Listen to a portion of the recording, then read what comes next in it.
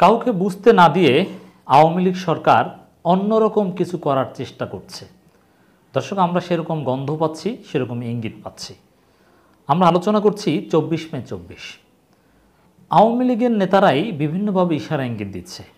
আমরা যেটা মনে করছি এই মুহূর্তে নানান পরিস্থিতিতে আওয়ামী লীগ সরকারের পৃথিবী সংকুচিত হয়ে আসছে।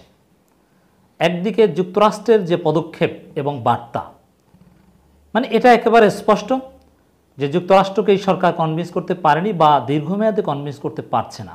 হয়তোবা ভারতের মাধ্যমে সাময়িক সময়ের জন্য কিছু পদক্ষেপ থেকে বাঁচতে পেরেছে, কিন্তু তারপরও যুক্তরাষ্ট্র যেদিকে যাচ্ছে, এই ডামি নির্বাচনের বিরুদ্ধেও যুক্তরাষ্ট্রের নির্বাচনের পর পদক্ষেপ নিতে পারে।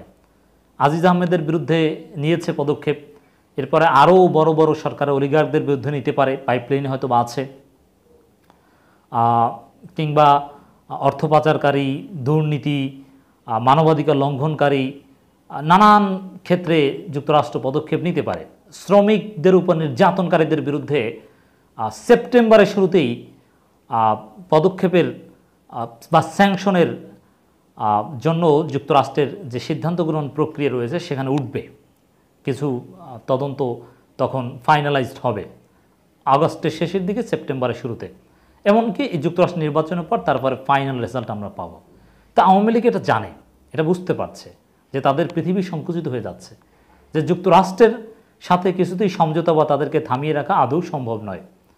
এখন জাতিসংঘ আবার ইঙ্গিত দিয়ে দিয়েছে যে মানবাধিকার লঙ্ঘনকারীদের শান্তিরক্ষা মিশনে জায়গা দেওয়া হবে না। সেই হিসাবে এই থেকেও একটা কঠিন বার্তা, জাতিসংঘের কাছ থেকেও একটা বড় সেটব্যাক খেতে পারে। যুক্তরাষ্ট্র তো নড়েচড়ে বসেছে, আর যুক্তরাষ্ট্র এবং জাতিসংঘ নড়েচড়ে বসা মানে টোটাল ওয়েস্ট এই সরকারের বিরুদ্ধে চলে যাওয়া, মানে এটা সরকারের জন্য নিঃসন্দেহে একটা কঠিন পরিস্থিতি। হ্যাঁ, অনেক এই যে সম্ভাবনার কথা বলছি, এগুলো ওভারকাম করা অসম্ভব নয়। অতীতে এরকম বেশ সম্ভাবনা তৈরি হয়েছিল, সরকার সেটা ভারতের সহায়তায় ওভারকাম করেছে, এবার হয়তো বা করতে পারে, কিন্তু না করার সম্ভাবনাই বেশি। দীর্ঘমেয়াদে সরকার সফল হবে না, এটা আমরা নিশ্চিত। জনগণকে আমরা আশাবাদী করতে চাই, সুখবর দিতে চাই। দীর্ঘমেয়াদে সরকার সবাইকে ম্যানেজ করে চুপ করিয়ে রেখে চলবে, এত সহজ নয়। তো এখন যখন যুক্তরাষ্ট্র বা পশ্চিমা বা এরকম গণতান্ত্রিক বলয় থেকে এরকম কঠিন চাপের মধ্যে পড়ে, তখন কি ক্ষমতা ছেড়ে দিতে হয়? না, ক্ষমতা ছেড়ে দিতে হয় না। তখন সাধারণত এই স্বৈরাচারী সরকারগুলো কি করে? তারা অগণতান্ত্রিক ব্লকের উপর ফুল নির্ভরশীল হয়ে পড়ে। যেমন আপনারা যদি মিয়ানমারের দিকে তাকান, যখন যুক্তরাষ্ট্র স্যাংশন দিয়েছে, জাতিসংঘ নানান পদক্ষেপ নিয়েছে, তখন মিয়ানমার কি করেছে? চীন রাশিয়ার মধ্যে ঢুকে গিয়েছে। এরকম চীনপন্থী, রাশিয়াপন্থী অনেক সরকার আছে, স্লোভাকিয়া, এরকম বিভিন্ন এক্সাম্পল আছে, যারা চীন রাশিয়ার উপর ডিপেন্ডেন্ট হয়ে চলতে পেরেছে যুক্তরাষ্ট্র বা পশ্চিমাদের কাছ থেকে স্যাংশন খেয়ে। কিন্তু বাংলাদেশের ক্ষেত্রে কি সেরকম? না, কিছুতেই নয়। কারণ বাংলাদেশের সাথে যুক্তরাষ্ট্র পশ্চিমাদের হিউজ এনগেজমেন্ট, জাতিসংঘের সাথে অনেক কার্যক্রম। যেমন জাতিসংঘের সাথে সম্পর্ক না রাখলে, যুক্তরাষ্ট্রকে ভ্যালু না দিলে, ইউরোপের সাথে মানে পশ্চিমাদের সাথে সম্পর্ক না রাখলে মিয়ানমারে কিছু আসে যায় না, তাদের এনগেজমেন্টই কম ছিল। কিন্তু বাংলাদেশের ক্ষেত্রে এরকম নয়। বাংলাদেশের ব্যবসা বাণিজ্য, রেমিট্যান্স প্রবাহ থেকে শুরু করে পড়াশোনা, ব্যাপকভাবে পশ্চিমাদের সাথে আমরা এনগেজড। অতএব আমাদের ডিপেন্ডেন্সিটা কিন্তু মারাত্মক। সেই পশ্চিমারা এখন নড়ে চড়ে বসে, সেই জাতিসংঘ এখন কঠিন বার্তা দিচ্ছে, জাতিসংঘের মিশনে কাদেরকে রাখা হবে কি হবে না এ নিয়ে তারা ভেবে দেখবে, নড়ে চড়ে বসবে। এটা সরকারের জন্য পৃথিবী সংকুচিত হয়ে যাওয়ার মতো। তো এই পরিস্থিতিতে সরকার কি করতে পারে? সরকারকে শতভাগ স্বৈরাচারী হয়ে যাওয়া, একেবারে আনুষ্ঠানিকভাবে বাকশাল টাইপের কিছু একটা ঘোষণা করে দেওয়া ছাড়া কোনো উপায় থাকবে না। যে কিসের নির্বাচন আর কি, নির্বাচনে যদি না থাকে, নির্বাচনের চাপটা দেবে কি পশ্চিমারা?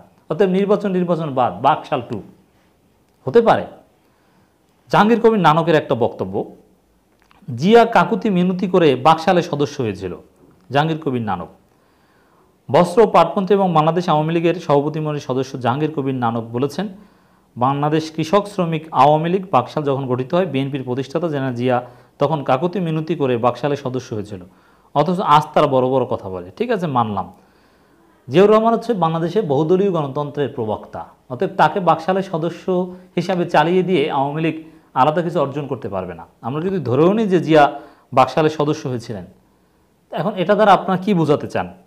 জিয়াউর রহমান বাকশালের সদস্য হয়েছিল, এখন এজন্য কি আপনারা আবার বাকশাল কায়েম করবেন নাকি?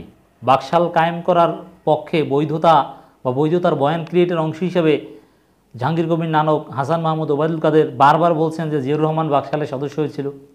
না হলে কেন বলছেন? তা আমার তো মনে হয় এটা যে সরকার পরিস্থিতি বুঝতে পেরে বা সারা পৃথিবী তাদের জন্য সংকুচিত হয়ে যাচ্ছে, এই জন্য যে কোনো সময় কিসের নির্বাচন বাকশাল 2 ঘোষণা করে দিতে পারে।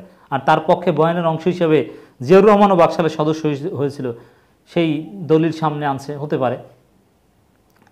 তিনি বলেন জিয়াউর রহমান এই দলের জন্মই হয়েছিল আমাদের স্বাধীনতাকে হত্যা করার জন্য, 1971 সালে স্বাধীনতার বিরোধিতাকারী যুদ্ধাপরাধী গোলাম আজম নিজামীদের আশ্রয় প্রশ্রয় দেওয়ার জন্য।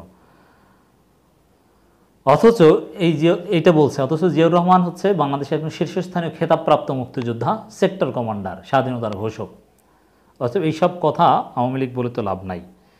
এই জাহাঙ্গীর কবির নানক একবার বলেছিলেন যে সরকারও থাকবে মুক্তিযুদ্ধের সপক্ষে শক্তি, বিরোধী দলও থাকবে মুক্তিযুদ্ধের সপক্ষে শক্তি। এর মানে বিএনপি, জামাত, জিয়াউর রহমান এরা তো রাজাকার, এরা তো আর মুক্তিযোদ্ধা না।